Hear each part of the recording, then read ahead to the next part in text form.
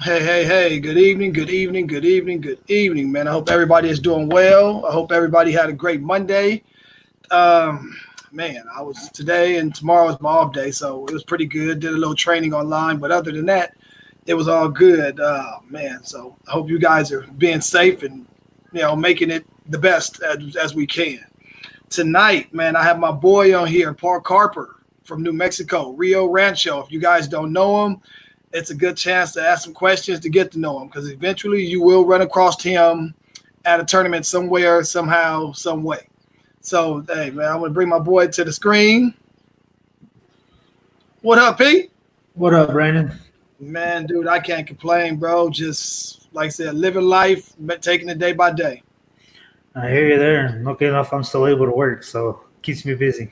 Oh, there you go. Yeah, I work Wednesday, Thursday, Friday, Monday, and Tuesday. I do training from home, but still working 5 days a week, off on the weekend, so I can't complain. Yeah, Man. But hey, guys, like I said, my boy Paul Carper from New Mexico. I met him out a couple years ago. yeah. Real down to earth guy, man, and I just want you guys to meet him, man. It's like I said, it's my brother from another mother, from 900 Global. So, yeah, but no, hey, Paul, go ahead and tell our viewers a little bit about yourself. 29, been bowling since I was 6, at least competitively. Pretty much bowling's in my blood and always has been. That's about it. Mechanic during the day. Work part-time in a bowling alley when it's open. Just boring life. Oh man, you're still living, so it can't be too boring, man. No, not that bad. All right, question for you. First question: are you a Rio Rancho native? I am. Okay. Right. So that's where all your family from? Pretty much. Most of my, I was born in Albuquerque, and then we lived with my mom's parents for a couple years, and then we moved to Phoenix, Arizona for a year and a half. And then from there, we were in Springs for about 2.5 years. And then my dad passed away in 97, and then we moved back to New Mexico and been here ever since. Granted, I have lived about a year and a half in Pueblo most recently, but Rio Rancho is always going to be home. Okay, well, we got first question for you from the viewers, man. Hey, do you know the pattern from New Mexico yet? Nope. Mike probably doesn't even know what the pattern is for the Open yet.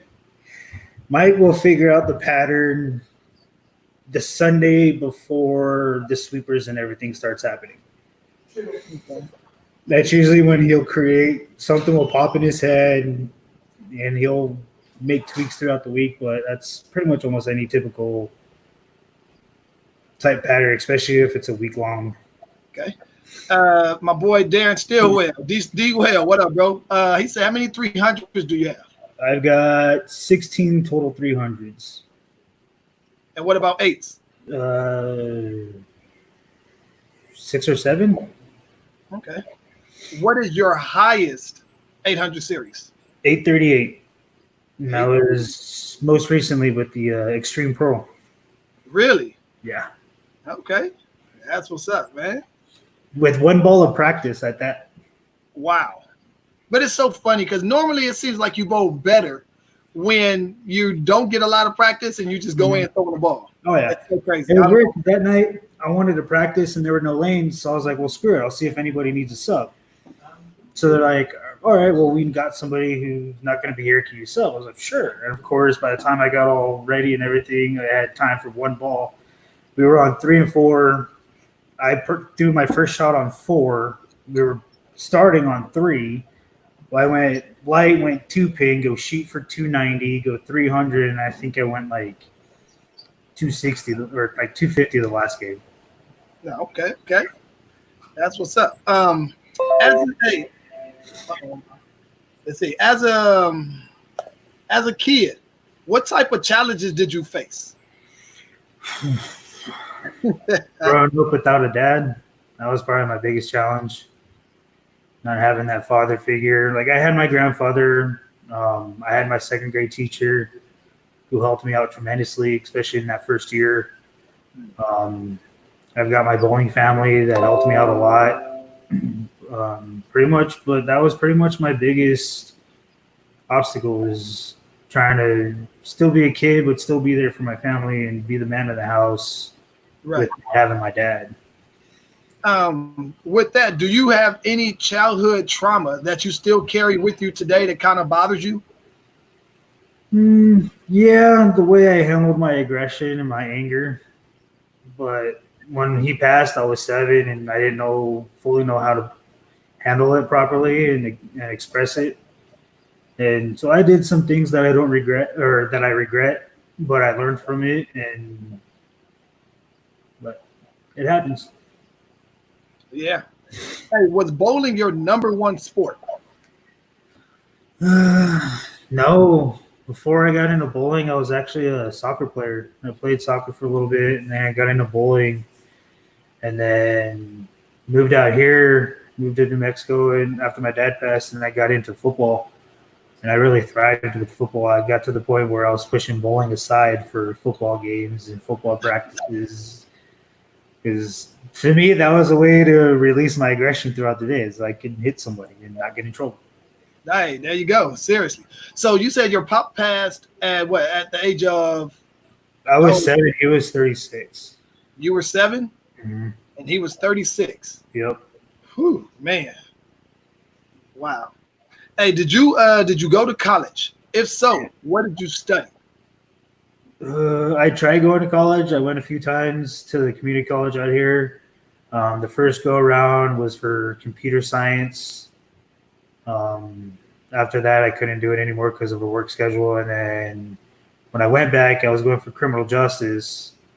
And then I decided not to go back after the full year of doing that because I didn't like how some of the teachers were teaching. I felt like I was back in high school with nothing but PowerPoints and having to read and not understanding that some students learn from seeing what's written on the board and then writing it down, because that's how I learn. I'm a visual audio learner, so I have to see it, hear it, and write it to be able to grasp it. Oh, okay. Hey, it's crazy. I don't know if you've seen Matt Ridgway's. See that? That is crazy. Yeah, when he like said, and it was like I said, we learn new things all the time, and when I interviewed him and he told me about that, man, and I was just like, wow, because like I say, I lost my dad my senior year of high school, so I trust and believe, man. That was my best friend, so I understand, what you guys are kind of going through. But, the harder part for me when my dad passes, he went in for just a simple knee surgery. He popped his kneecap out of place playing flag football, and while he was in recovery, he developed blood clots in the lungs, and so I think I was like 8th grade. My mom had to go in for a knee surgery. I went to school for a half a day. I was like, I can't be here anymore. I'm too worried. I was like, I really lost one parent. But then after that, I saw how like everything all advanced and with the technology and keeping everybody with like the new ice machine. Like my mom had an ice machine where it was almost like a knee sleeve, but it had a pump in the. Basically, it was like a pump with ice water, and it circulated the blood while she was just laying in bed. Right. So to keep the blood flowing and everything. Yeah, I had one of those too when I had knee surgery. I know exactly what you're talking about. Yeah. What do you do for a living right now? I am a auto mechanic apprentice, so I'm basically getting on the job training to become a full-fledged auto mechanic. Okay, that's what's up. With the shutdown, has that affected you in any kind of way? Oh yeah, a lot. Don't have bowling. Just recently got broken up with, and that's hitting hard. Not having bowling to go use as my crutch to take my frustration out. So trying to figure out how to take that out. My frustration out is kind of hard right now when I don't have bowling or even the gym. I like lifting weights, so trying to figure out a way to lift weights right now and not spending the money to go get weights when I'm going to have a membership here soon. So it's like. Okay. Before signing with 900 Global, were you at any other ball company? Nope. I've been Global was my first ball contract that was offered to me. And it was weird because Craig Elliott had offered me the contract when I was still living in Pueblo. And just before that, there was my buddy Anthony Baker, he was in talks with getting signed with the Brunswick brands. Uh, Well, I was basically running his shop, and so I was going to get signed by them, but I never heard anything. And so when Craig Elliott showed up, offered me the contract in person, to me, I wasn't going to turn it down. I was like, no. I've told myself, whoever offers me the contract first, that's who I'm signing with. I'm not mad at you, man. Like I said, opportunity came and you took it. Yeah, oh yeah. I understand. Hey, when did you sign with Global? The 30th will be a year. So April 30th of last year was when I actually signed my contract. Okay, that's what's up. What do you feel 900 Global does for you and your game? Oh, I don't have to question what ball I need to switch to. Like if I need to make a ball change, I know exactly which one I need to go to off of what I'm starting with. Because to me, the way I see it, for me, they match up perfectly.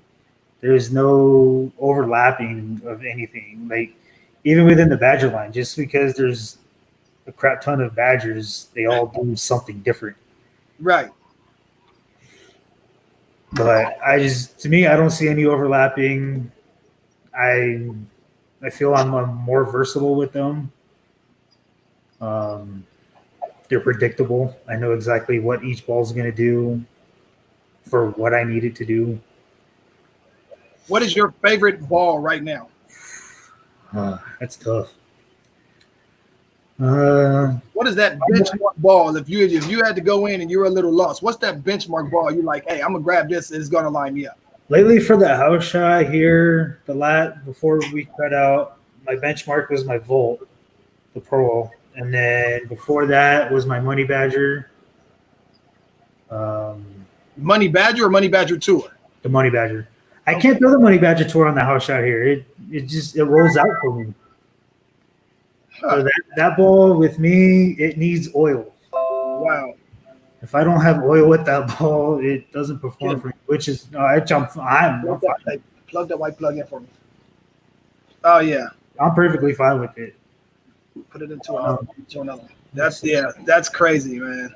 I pretty much most of my stuff I can use as a benchmark ball for me. It all just depends on what I'm feeling in the mood for to throw at that time. Yeah, that's crazy, man.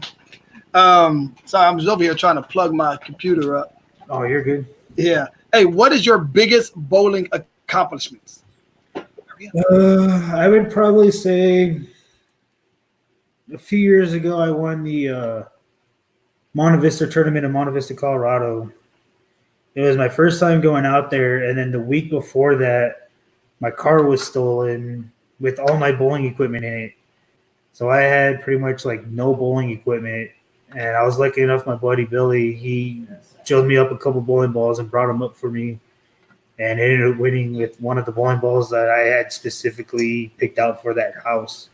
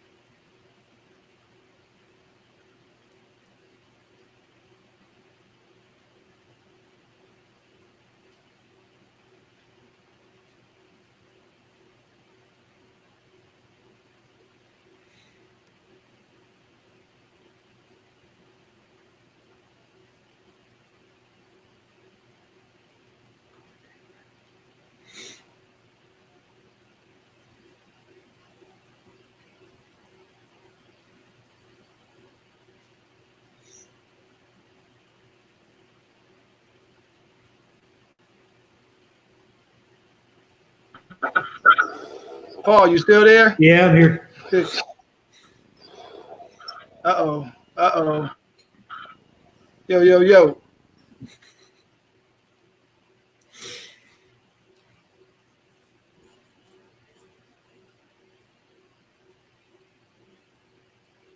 All right, I'm going to have to restart this one because I don't know what happened to Paul or myself. Sorry, guys, but hold on. You can hear me, Matt? That's there you go. My bad, Paul. You're good. Yeah.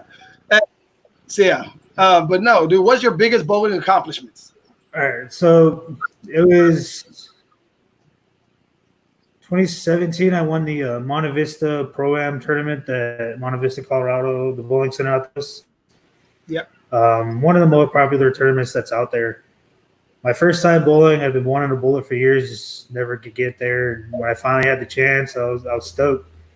The week before, my car was stolen with all my bowling equipment in it. Ooh. So I'm trying to figure out, and one of the bowling balls I had was a beast mode hybrid. I drilled it specifically for that house, from what everybody kept telling me. So I was like, crap. Well, like those are discontinued. I'm like, where am I going to find another one?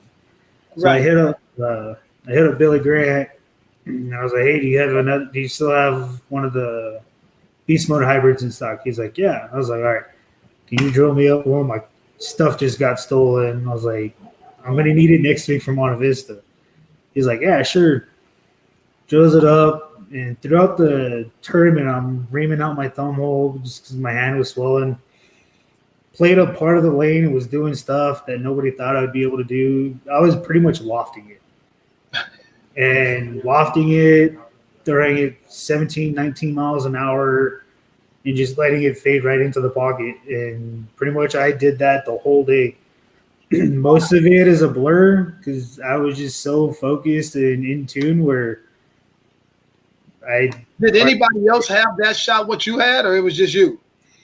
Eric Espina had a decent shot, and then he ended up having a withdrawal due to an injury, which kind of sucked because I had a feeling it would have been a good run. Dennis Young had a decent look near the end, but I pretty much had that look from the start.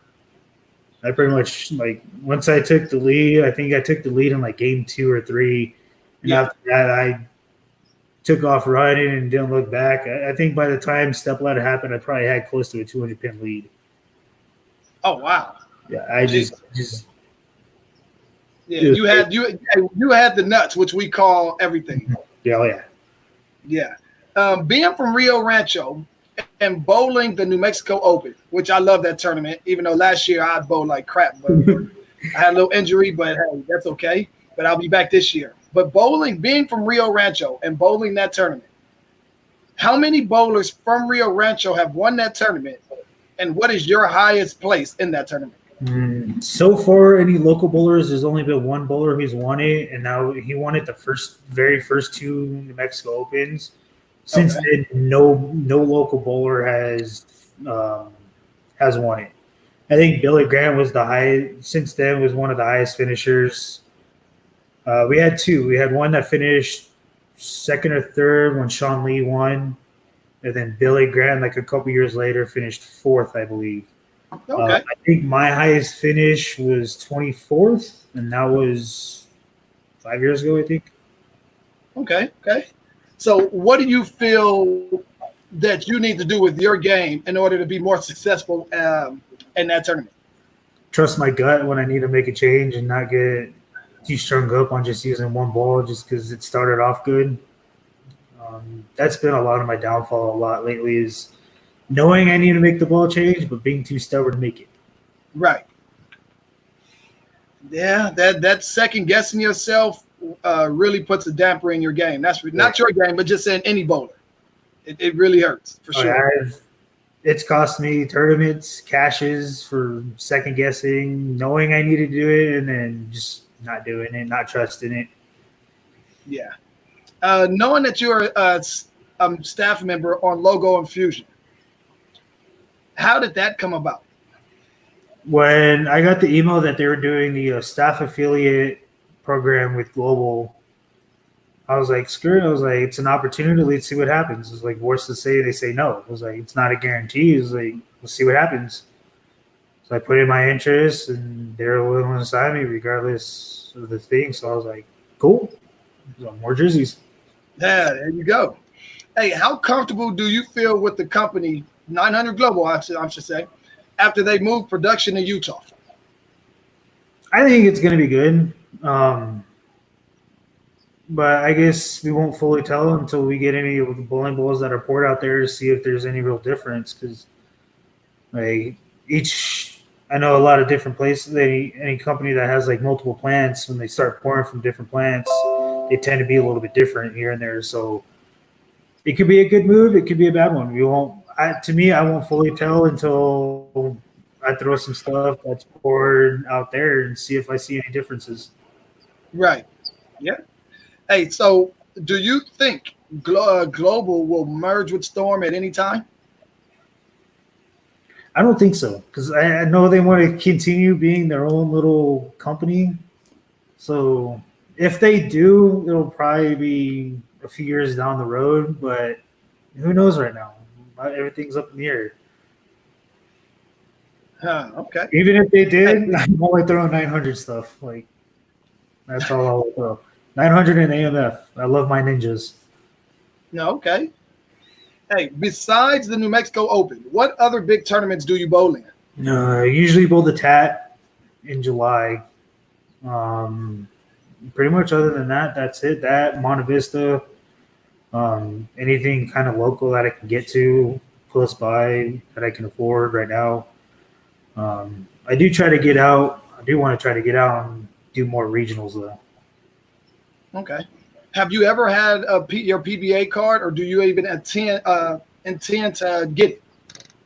I have not had my PBA card, and I do want to get my card, but I want to do it the old-fashioned way, and I want to win a regional.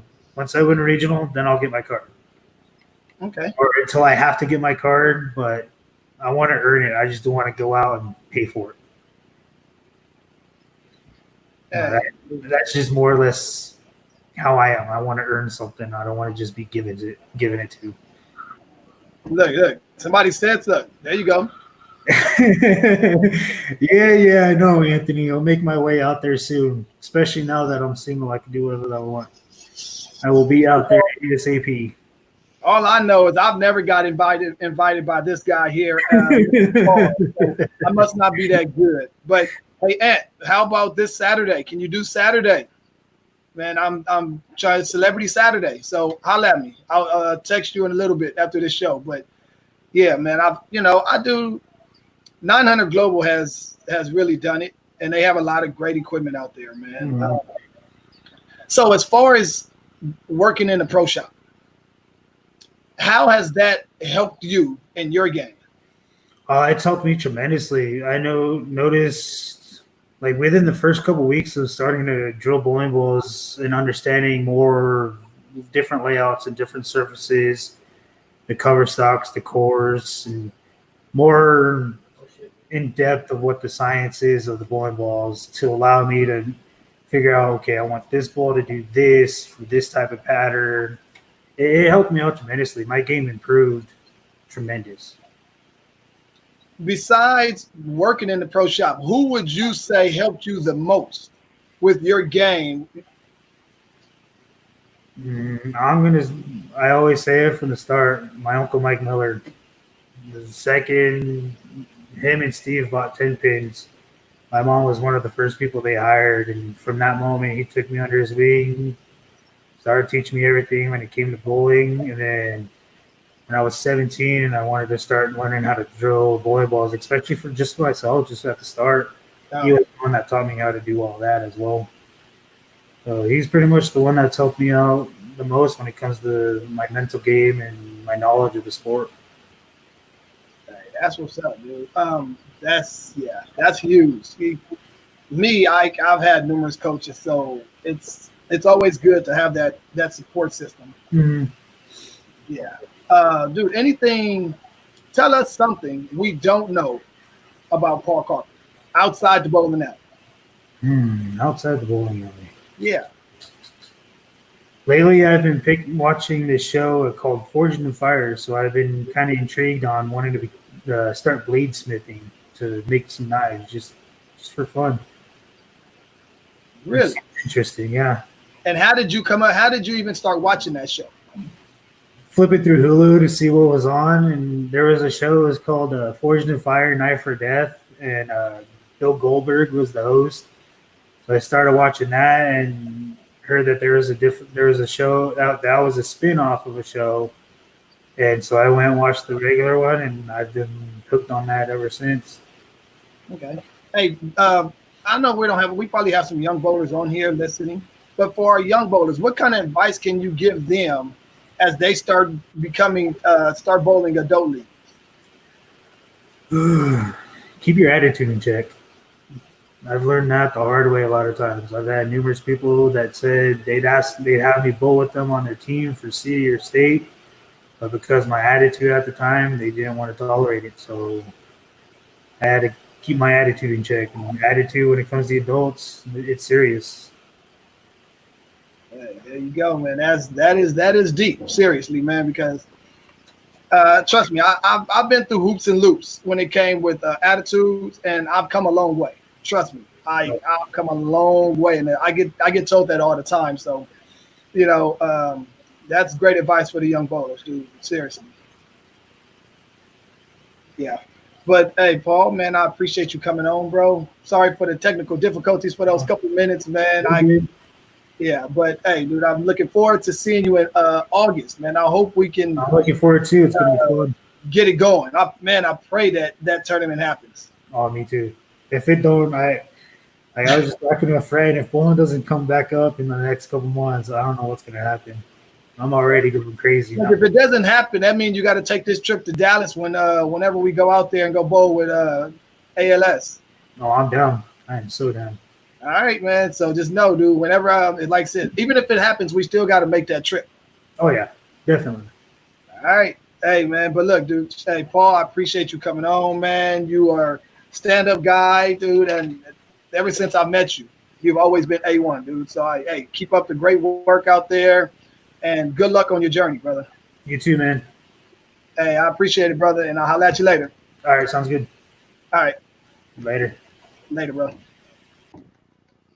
Guys, hey, sorry for the technical difficulties. I didn't have my computer plugged in and charging, and yeah, sorry about that. But tomorrow I got my boy, Mr. Zarkal. Yeah, he's another lefty. I don't know why I've been having so many lefties on here, but come on, righties, come on, because this left stuff is getting old. Nah, just joking. But guys, hey, be safe, be humble, do what you're supposed to do. And man, enjoy life. All right, guys, and I'll talk to you guys tomorrow. All right, you guys, like I said, listen up and Bowtie out of here, man. Peace. Love you guys.